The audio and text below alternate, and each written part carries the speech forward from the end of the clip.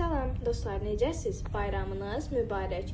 Bayramın səhərsi atam zəng etdi ki, sizə sürprizim var, hazırlaşın. Yolun artıq yarısına fərqinə vardım ki, biz artıq Şamaxıya çatmışıq. Qalın geyməmizə baxmayaraq hava çox soyuq və şaxtalı idi.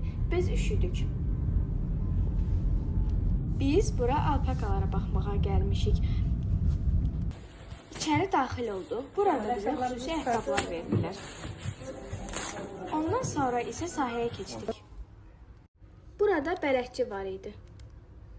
Alpakaları yemləmək üçün bizə yem verdi. Biz bacımla onları yemlədik. Bələdçi onlar haqqında bizə qısa məlumat da verdi. Gəlin sizə də deyim. Bələdçi dedi ki, dişi alpakalar sahənin bir tərəfində, erkək alpakalar isə sahənin digər tərəfində yerləşir. Dişi alpakalar sığalı sevmir, amma erkək alpakalar isə sığalı sevirdilər.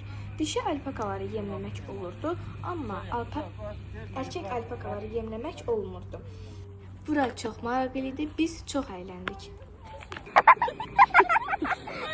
Buradan atam və Alpaka Azərbaycana təşəkkürümü bildirirəm. Sonda isə bizə belə şirniyyat təqdim etdilər. Sağ olun!